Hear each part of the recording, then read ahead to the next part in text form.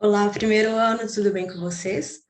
Eu sou a Jéssica, aluna do curso de Licenciatura em Ciências Biológicas pela Universidade Federal dos Vales de Jequitinhonha e Mucuri, e eu estou aqui para introduzir um pouco para vocês sobre biodiversidade, né, que é a temática trabalhada no PET Volume 3, Semana 3.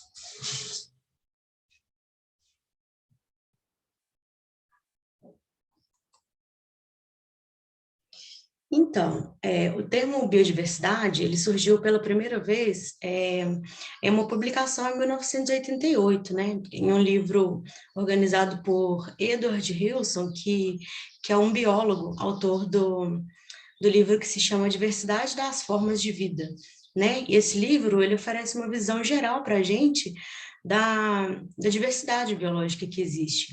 E ele traz uma mensagem de que estamos causando, né, dano ao meio ambiente e dessa forma prejudicando também as diversas formas de vida que, que, que existem no planeta, né?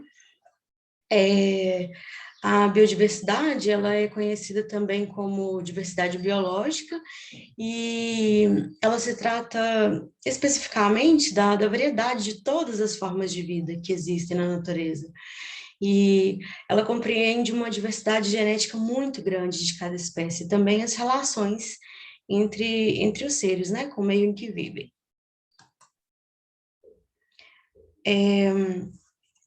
Essa diversidade, ela é como se fosse algo disciplinado na natureza, sabe?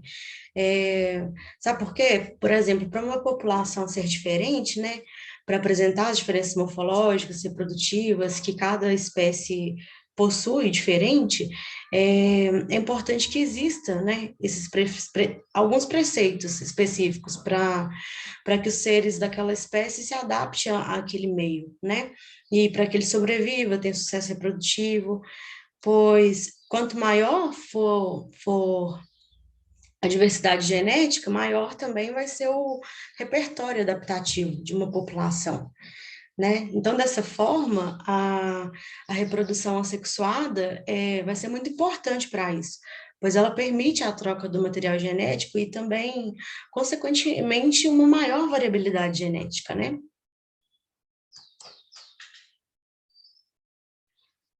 Então, pessoal, assim como vimos na semana 3, né, do PET, a diversidade biológica, ela está presente em todos os lugares que podemos imaginar, né? Desde cavernas, florestas, lagos, fundo do mar, regiões de planalto, deserto, em todos os lugares mesmo.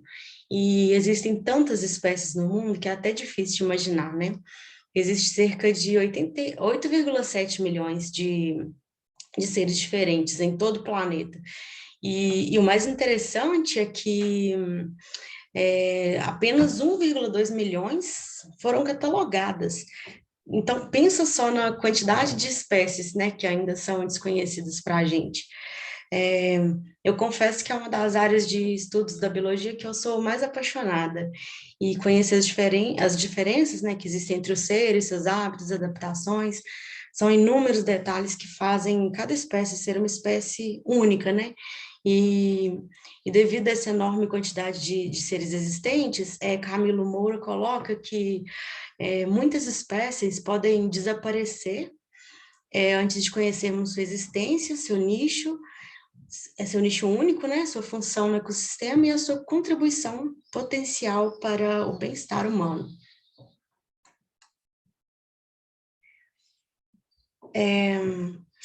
Quando a gente para, assim, para tentar compreender a biodiversidade, né, para pensar sobre isso, dá para a gente ficar um pouco até meio que perdido, né, pois são tantos organismos vivos que existem, né, no planeta, que vão desde micro-organismos, que não podem ser vistos a olho nu, a animais e plantas, assim, gigantescos, né, de grande porte.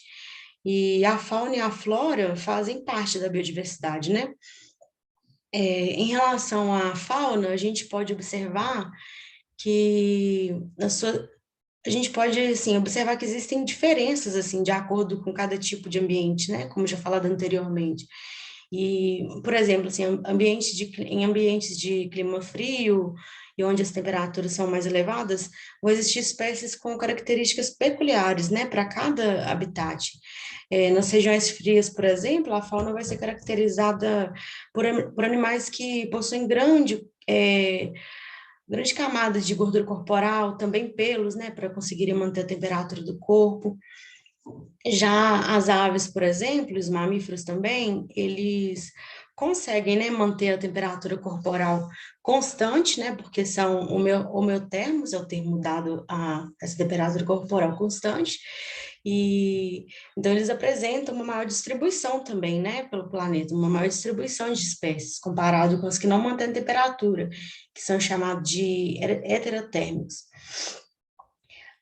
Já a flora é também indispensável para a manutenção da vida no planeta, pois ela é responsável pelo processo da fotossíntese, né, como vocês já conhecem, e possuem também uma grande diversidade de espécies, que podem ser muito características também, como, por exemplo, de acordo com os biomas, né, igual, tipo assim, a flora brasileira, é, possuindo assim árvores de grande porte, arbustos, gramíneas, leguminosas, dentre diversas outras espécies. Então, é importante compreender, né, que a fauna e a flora elas estão totalmente interligadas, né? Pois muitos animais, eles utilizam as plantas como alimento, como abrigo, e as plantas também necessitam muitas vezes dos animais, né, para sua reprodução, por meio da polinização e dispersão de semente, por exemplo, né? Um exemplo de polinizador são as abelhas, né, que possuem um papel incrível no meio ambiente, tanto que acredito que vocês já tenham visto alguma reportagem dizendo que se as abelhas entrarem em extinção, rapidamente a espécie humana entraria também, né? Pois a polinização é essencial para a reprodução das plantas, né? E é muita coisa que é importante de ser estudada, né? E é muito conhecimento a respeito da biodiversidade. E isso permite com que a gente compreenda, né, um pouco sobre como os organismos interagem entre si, né? E elaborar também estratégias, da preservação dessas espécies. Eu trouxe aqui algumas imagens para vocês verem e refletir um pouco sobre a grande diversidade de espécies existentes, né? Inclusive em nosso país, como, por exemplo, as abelhas, né? Aqui, que já foram citadas anteriormente, e eu particularmente gosto muito, geralmente as pessoas conhecem mais só as apis mellíferas, que são aquelas abelhinhas com a parte abdominal com listas amarelinhas e pretas, sabe? Mas é, existem diversas espécies diferentes e com características específicas incríveis, assim, né? Rainhas, operárias, abelhas sociais solitárias, tem muitas diferenças. E por aí vai, né? Temos também espécies de serpentes, né? Como essa aqui que eu coloquei, essa é a cascavel, né? Ela é do gênero Crotalus, não sei se já ouviram falar. E acredito que vocês saibam, né, da existência de muitas outras espécies. É uma variedade gigantesca. No mais, assim, outras imagens que eu coloquei, pau-brasil, sempre viva, as espécies marinhas, né, no mar, existe uma grande variedade de espécies também, aracnídeos, plantas diversas, e só para, assim, com o objetivo, né, de aguçar mais a reflexão de vocês sobre a biodiversidade, né, eu, eu trouxe aqui a foto dessa plantinha aqui que está aqui embaixo, olha, que é um pouco incomum, né, para a gente. Ela é uma angiosperma, pertencente à família Balanosporaceae. É, Durante uma travessia que eu fiz um tempo atrás, eu vi essa planta, né, e fiquei um pouco curiosa para saber o que era, pois eu nunca tinha visto.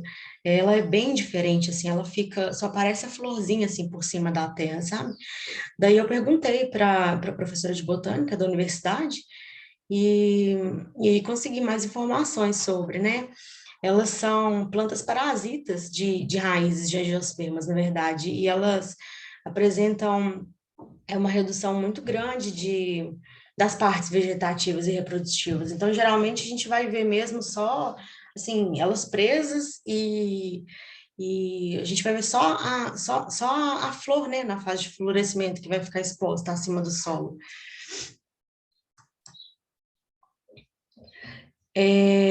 Desde a antiguidade, existe uma luta, né, pela sobrevivência no mundo pré-histórico, e também, tipo assim, os avanços, né, tipo assim, com invenções de ferramentas simples de caça, descoberta do fogo, até as grandes evoluções tecnológicas, né, dos dias de hoje. E, e isso foi tudo necessário, né, para, assim, esse domínio da natureza foi necessário, né, para a nossa espécie, para alcançar o bem-estar, né, da humanidade.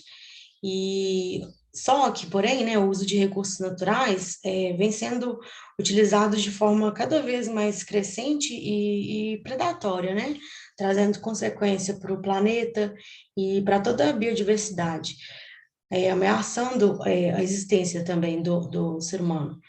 Dentre as principais causas da perda de biodiversidade, a gente pode destacar a destruição de habitat, uso excessivo de recursos naturais, introdução de espécies invasoras, poluição, né? Esses fatores contribuem muito para a extinção das espécies, né? Numa taxa muito alta.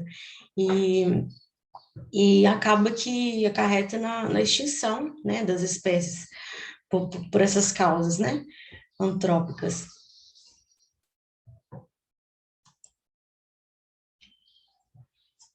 Em relação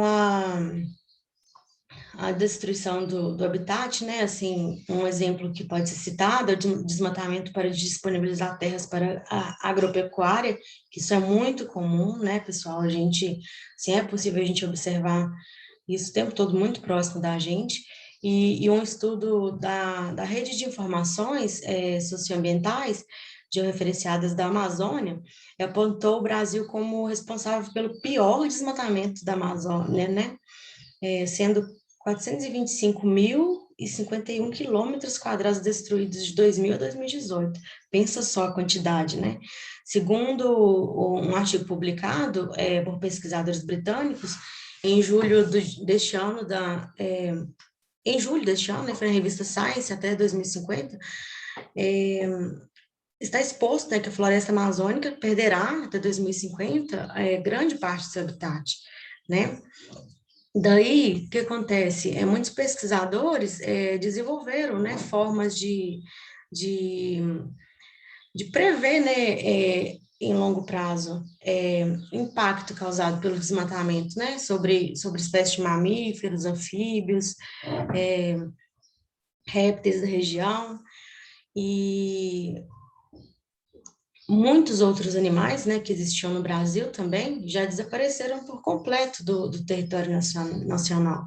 Eu trouxe esse gráfico aqui que inclusive tá exposto também no PET, né, na semana 3 do PET, que são dados do ICMBio, e esse órgão publicou sobre a fauna brasileira, né? Ele publicou um livro, né, que fala sobre a fauna brasileira, que está ameaçada de extinção, né? E é muito importante que a gente se atente às formas